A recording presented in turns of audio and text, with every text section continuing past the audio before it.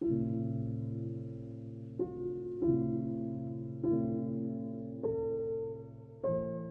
you ever had that suffocating feeling of being behind in life? As if everyone else received a secret map and you were left behind, lost, trying to guess the next step?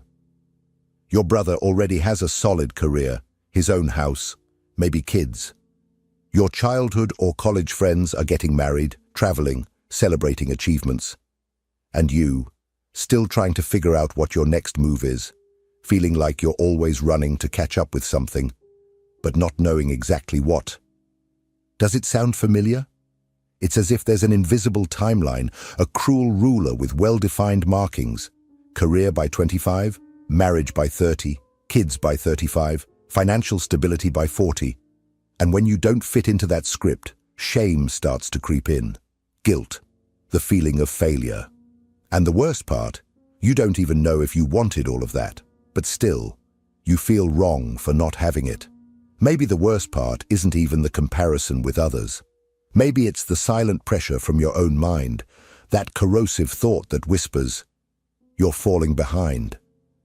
And what makes it all more unbearable is when those who should support you, your parents, your uncles, your friends, look you in the eye and ask, "And you? When are you going to get your life together?"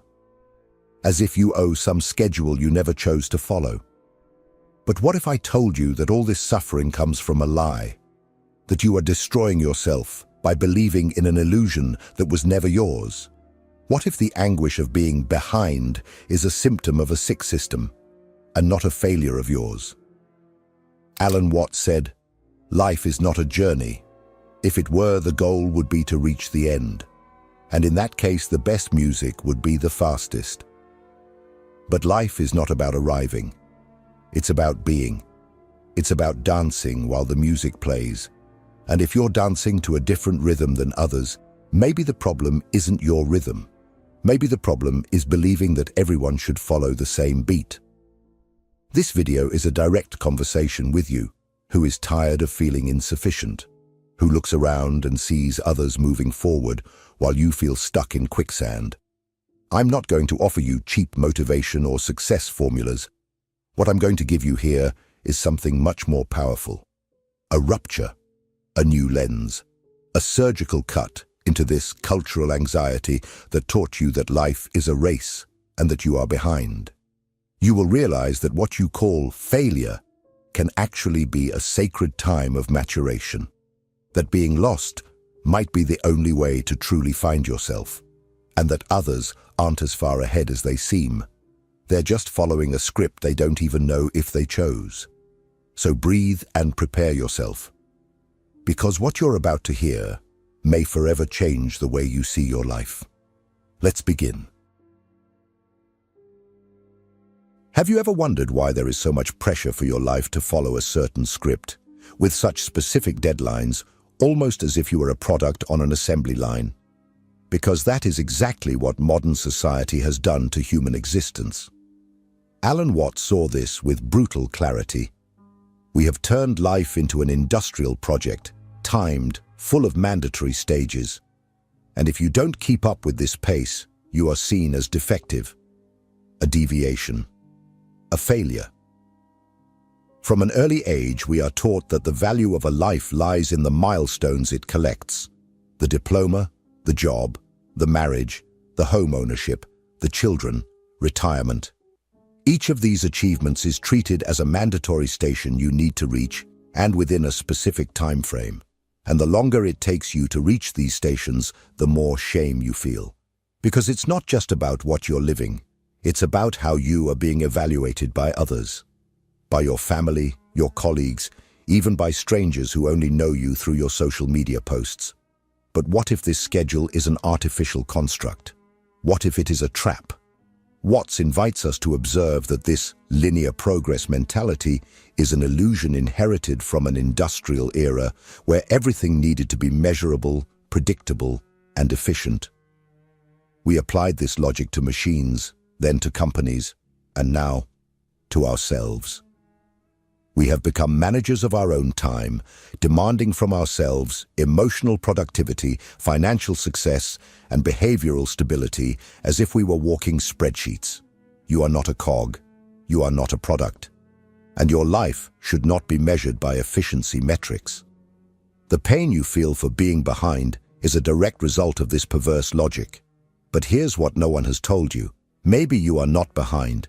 Maybe you are exactly on time in your unique journey, but you are measuring yourself with a ruler that was not made for you.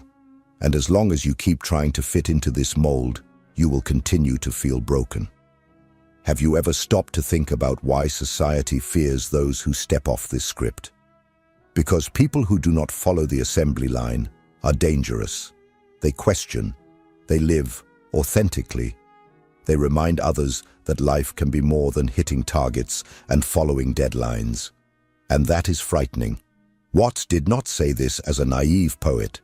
He saw the root of human suffering precisely in this desperate attempt to achieve an illusory security. He wrote, "This insecurity is the result of trying to be secure." The more you try to fit into an artificial system, the further you distance yourself from your essence. The more you chase social approval, the more you disconnect from your truth. And here's the paradox.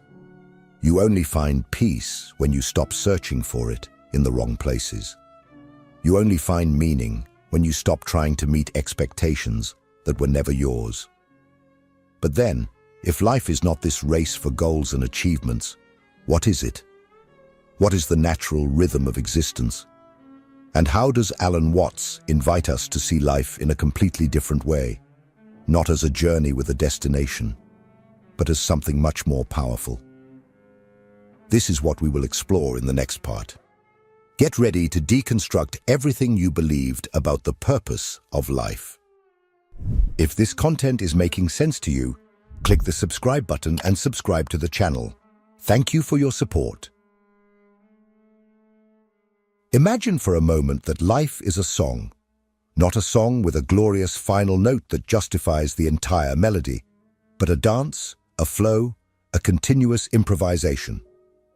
Alan Watts, with his sharp and almost subversive wisdom, said, "Music is significant not for reaching its last note, but for what happens between the beginning and the end. If the goal were the final note, composers would only write endings. And yet, you live as if you are always trying to get there, as if full realization were at a fixed future point that will justify your entire existence. But what if that point never arrives? What if it doesn't even exist? The truth, as unsettling as it may seem, is this. You have been conditioned to see life as a project, with goals, phases, achievements. But Watts confronts us with the idea that this is an illusion. Life is not a straight line with a glorious end on the horizon. It is a process, an event, an ongoing experience, and the more you try to treat it as something to be completed, the more you destroy it. Since childhood, everything has been organized to reinforce this structure. School to get a diploma, diploma to get a job, job to earn money, money to buy a house, house to build a family, family to achieve stability, stability to die in peace. Do you see the absurdity? You go through each phase with an anxious eye on what comes next. And in that process, you are never really present anywhere. Your existence becomes a constant rehearsal for something that never debuts. Alan Watts denounced this modern mind addiction to projecting life always into the future, as if the now were just a corridor to what really matters. He wrote, "If happiness always depends on something expected in the future, we are chasing a will-o'-the-wisp that ever eludes our grasp, until the future and ourselves vanish into the abyss of death. If you are always waiting for the next achievement to bring you peace, you are chasing a ghost, because the moment you reach it, it changes shape. The next job, the next relationship, the next goal, and the present, wasted, ignored, reduced to a tool. And here's the irony. Everything you seek, freedom, love, joy, security, can only be fully lived in the now, Not in the idealized future, not in the romanticized past, but in this moment. Yet you are so busy trying to get there that you don't realize you are already here. Watts compared this logic to an orchestra that speeds up the rhythm of the music to get to the final note sooner. Imagine sitting in a concert hall and seeing the musicians rushing through the scores, hurrying every chord, as if the end were the highlight of the experience. You wouldn't hear any beauty. You would hear chaos. And that is exactly what is happening with your life when you live in "I need to get there" mode. You are not late. You're just dancing to a different song.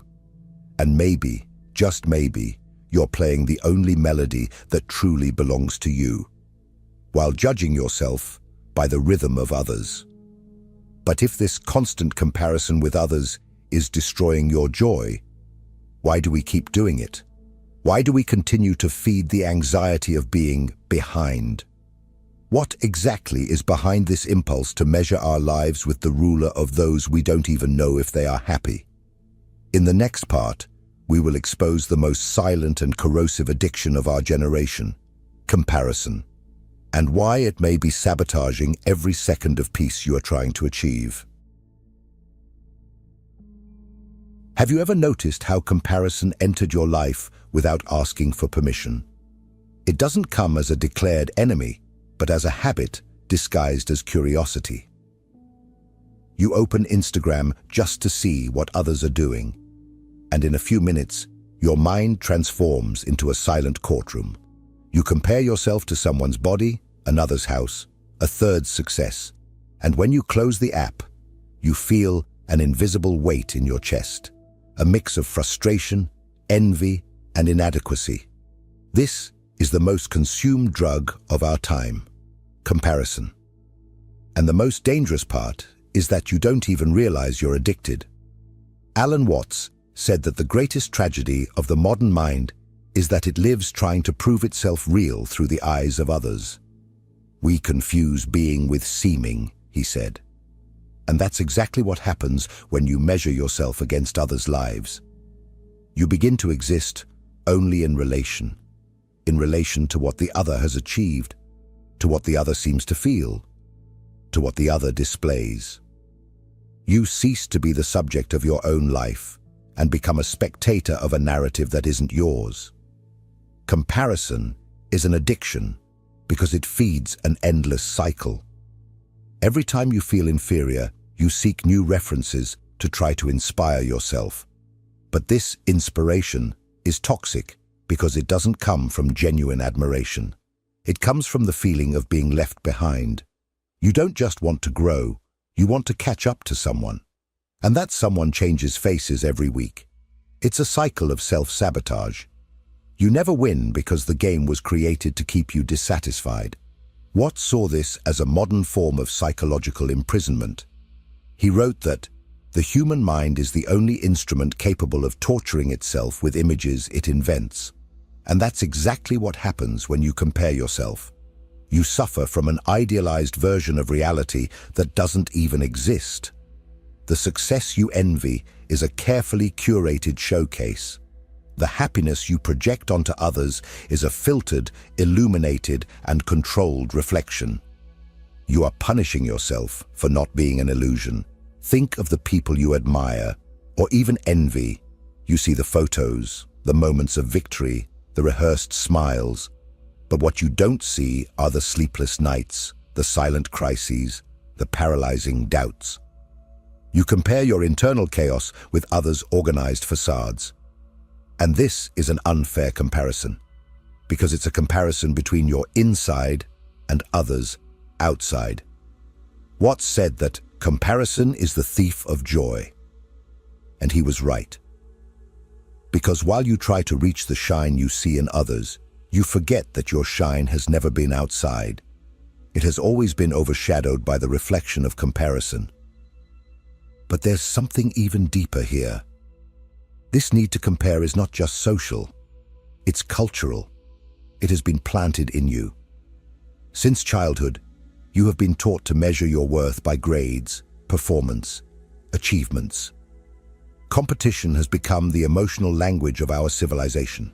And now, even as an adult, you continue to follow the same childish logic. If the other has more, I have less. If the other is ahead, I am behind. It's the math of unhappiness. But here's the secret that almost no one tells you. What you call being behind is often just a difference in pace. Each mind has its own time. Each soul matures at a different rhythm. But the system doesn't want you to realize this because comparison is the engine of consumption, productivity, and obedience. The more you compare yourself, the more you try to catch up. And the more you try to catch up, the more you feed the machine that profits from your sense of inadequacy. Have you noticed that this pressure doesn't just come from outside? Sometimes it comes from the closest people, family, friends, colleagues, those who say they care, but end up pressuring you to follow the same script they chose. Their judgment can be the echo of collective comparison, and understanding this is the first step to freeing yourself. In the next part, we will dive deep into this point. Why your family and the people around you project so much expectation onto you, and how, in fact, they are trapped in the same illusion. We will understand how this chain of comparisons crosses generations and why breaking it is the first act of true freedom. Have you ever wondered why the people who should support you the most, your parents, siblings, uncles, cousins, are often the ones who pressure you with seemingly harmless questions that weigh like stones on your chest? So, when are you going to settle down? When are you getting married? Have you thought about taking a civil service exam? How long are you going to stay in this uncertainty? Phrases like these are not just curiosity. They are constant reminders that, in the eyes of your family circle, you are off schedule. But here's the truth no one told you. These pressures are not about you. They are projections of the insecurities, fears, and regrets of the very people who are pressuring you. Alan Watts knew this when he said that people live seeking security in forms and models they themselves do not understand. They just repeat them because that's what they were taught. The pressure you feel is not personal. It is systemic. And it spreads like an invisible virus from generation to generation. Your mother may love you deeply, but she was taught that happiness is synonymous with stability. Your father may be silently proud, but he was conditioned to believe that success only has value if it comes with a fixed salary and health insurance. Your uncles and cousins who bought houses and started families may be trapped in lives they would never choose again, but they need to justify their own decisions. And pressuring you is an unconscious way to validate the path they themselves took. Watts saw this as one of the greatest mistakes of modern thought, trying to control the lives of others to avoid facing the emptiness of one's own. When your aunt compares you to the engineer cousin who already has his apartment paid off, she is not attacking you. She is trying to silence a doubt that screams inside her. What if I had chosen differently? What if my life had been another way? But instead of facing that emptiness with courage, she pushes that weight onto you and disguises it as concern. This is the hidden root of family pressure. Fear. Fear that you will be happy without following the script. Fear that your freedom will reveal their prison. Fear that your courage to explore the unknown will dismantle the lie they repeat to themselves every day. They don't want to know if you are okay.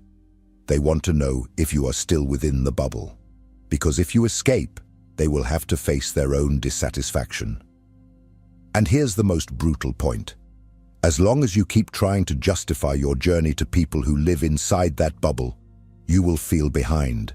Not because you are actually behind, but because you are trying to be understood by those who have not yet learned to listen. And that is not their fault, but it is also not your responsibility to carry. Watts reminds us that you cannot wake someone who is pretending to be asleep. Many of these people do not truly want to understand your journey. They want you to return to the known, predictable, acceptable path, because that makes them feel secure. But security built on the denial of authenticity is just another name for prison. That's why setting boundaries is an act of love, for yourself and even for them. Saying, "This is not open for discussion," may be uncomfortable, but it is necessary, because your life is not an argument to be defended. It is an experience that only you can live. But how do you start to break this cycle? How do you escape the invisible web of expectations, pressures, comparisons, and self-imposed demands? Is it possible to break this illusion without isolating yourself from the world? Alan Watts believed so, and he proposed not only reflections, but practical actions to dismantle this existential trap. And that is exactly what we will reveal in the next part. 4 powerful attitudes you can start applying today to free yourself from the anxiety of being behind and truly begin to live. If what you're hearing resonates with you, you'll find real value in my ebooks. Beyond the Shadow breaks down Jung's core ideas, while Dialogues with the Unconscious gives you a 30-day path to apply them in your life. Both are linked in the pinned comment. The truth is simple, but brutal. No one is going to free you from the anxiety of being behind. Not your parents, not your friends, not your therapist, not this video. Only you can do that. And freedom doesn't come from a magical epiphany. It comes from practical, conscious choices made every day. Alan Watts wasn't just a philosopher pointing out problems. He offered paths, real tools for you to free yourself from illusion and start living with presence, authenticity, and lightness. And that's what this part is about. Disarming the silent bomb that lives in your mind with actions you can practice now. 1. Stop consuming comparison. You have no idea how much social media is distorting your perception of reality. Every time you scroll through your feed, you see curated snippets of lives that seem flawless: trips, weddings, sculpted bodies, synchronized smiles. But what you don't see are the behind the scenes, the emotional voids, the existential crises, the sleepless nights. As Watts said, you are trying to compare other people's stage with your messy dressing room. And that's unfair. Reducing social media consumption isn't an escape. It's mental hygiene.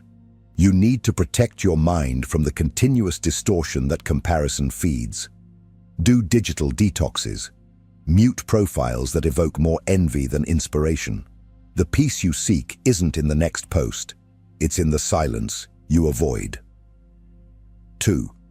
Redefine success based on your values. Write this question on a piece of paper right now. If no one was watching, if I didn't need to prove anything to anyone, what would a well-lived life look like for me? And answer with brutal honesty. Maybe it's having flexible hours.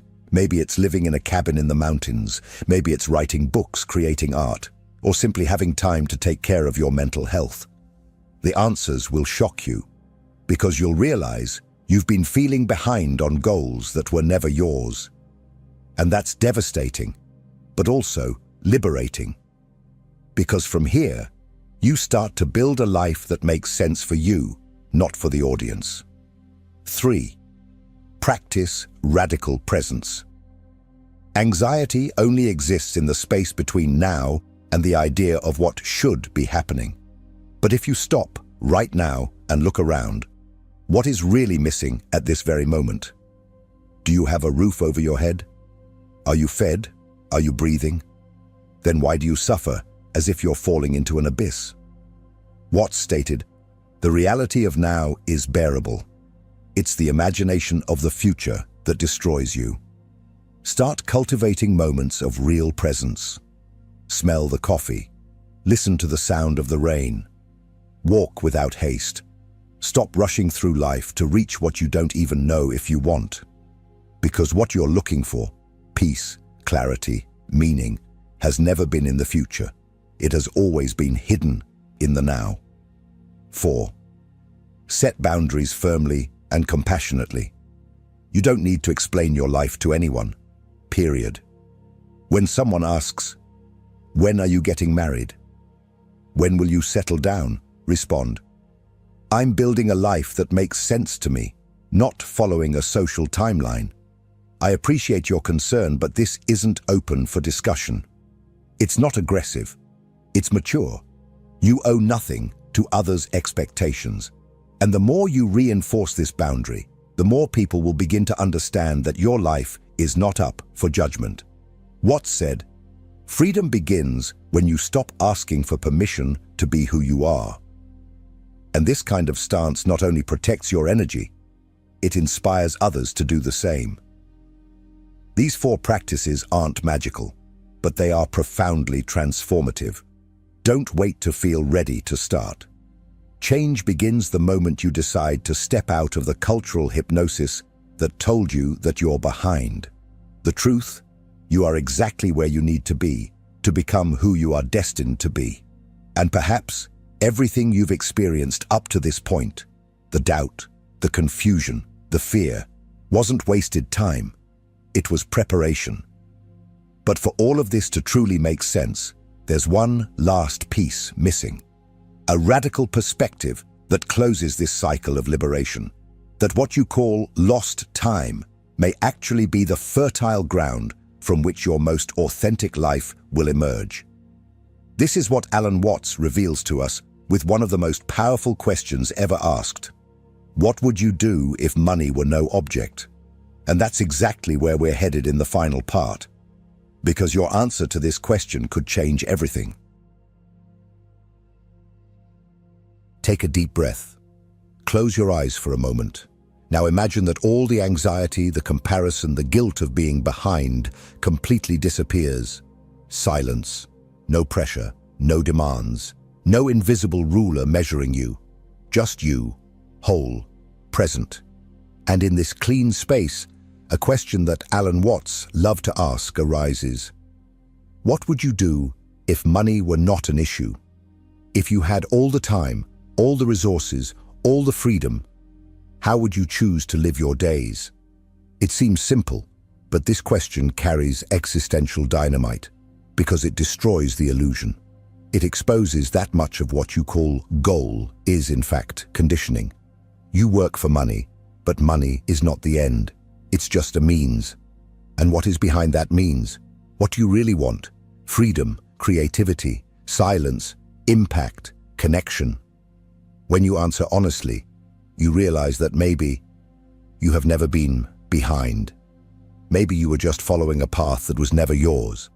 Life is not a straight line with checkpoints. It is a living, organic, unpredictable flow. And what you call stagnation may be incubation. What you call failure may be refinement. What you call lost time may be silent maturation, invisible to the eyes, but essential for you to truly blossom. How many people do you know who arrived quickly, who achieved everything on time, but by 40 are exhausted, trapped in lives they hate, hostages of choices they never questioned? As Watts said, if you say that getting the money is the most important thing, you will spend your life completely wasting your time.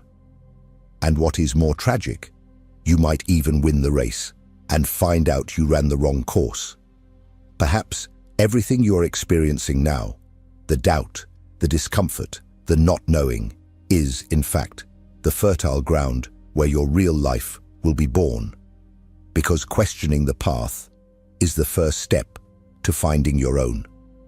And when you let go of the rush, when you silence the comparison, when you break the cycle of inherited demands, something profound begins to happen. You hear your own voice. And it is not late. It is just waiting for you to stop running to finally be heard. You are not behind anyone. You are not being left behind. You are exactly where you need to be to become who you are meant to be. But this process only happens when you stop chasing a borrowed idea of success and start dancing to your own music. If this message resonated with you, I want to invite you to comment below. What would you do if money were not a problem? Your answer could be the beginning of your liberation, and it may inspire others who are living the same conflict. And if this conversation was important to you, don't stop here. The next video is also essential. It will further expand everything we started to awaken here.